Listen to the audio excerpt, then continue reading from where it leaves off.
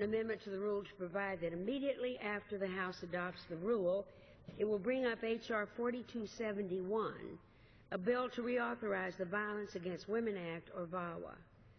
This is a vital law that I co-authored with Pat Schroeder in 1994 and have been an original co-sponsor of each time it has been reauthorized. Since VAWA's enactment in 1994, the cases of domestic violence have fallen, and over 1 million women have used the justice system to obtain protective orders against their batterers. To discuss this proposal, I am pleased to yield the sponsor of the bill 5 minutes, the gentlewoman from Wisconsin, Ms. Moore. The gentlelady is recognized for 5 minutes. Well, thank you, Representative Slaughter, and thank you, Mr. Speaker.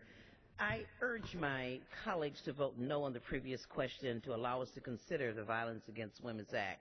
You know, it is pathetic and it is disappointing that it's come to this, that we have to use a procedural shenanigans to talk about an initiative that has been a bipartisan initiative since 1994.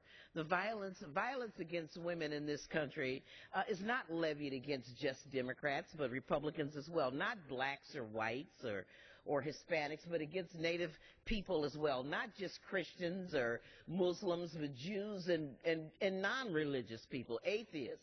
Not just rich people or poor people, but middle-class people, and not just against heterosexual women, but homosexual couples. It knows no gender, it knows no ethnicity, it knows nothing.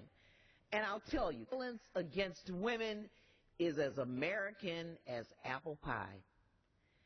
And I know, not only as a legislator, but from my own personal experience, domestic violence has been a thread throughout my personal life, up to and including being a child repeatedly sexually assaulted, up and to and including being an adult who's been raped. I just don't have enough time to share all those experiences with you, but I can tell you that when this bill came out of the Senate Judiciary Committee with all of the Republican senators, all of the guys voting no, it really brought up some terrible memories for me of having, boys sit in a locker room and sort of bet that I, the egghead, couldn't be had.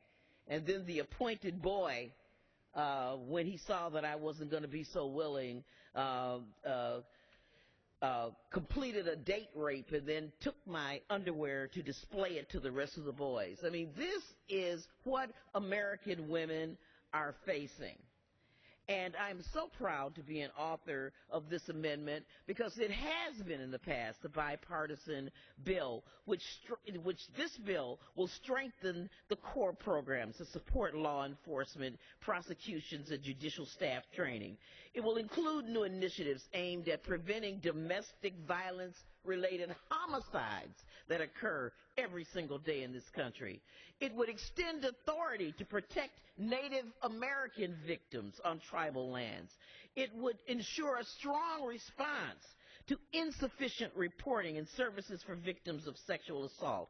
It would increase the number of U visas for undocumented women who, because they're in the shadows, are particularly vulnerable to domestic violence. And this bill would expand services for underserved communities, those that due to their religion or gender or sexual orientation have not been served. This is not a partisan issue, and it would be very, very devastating to women of all colors.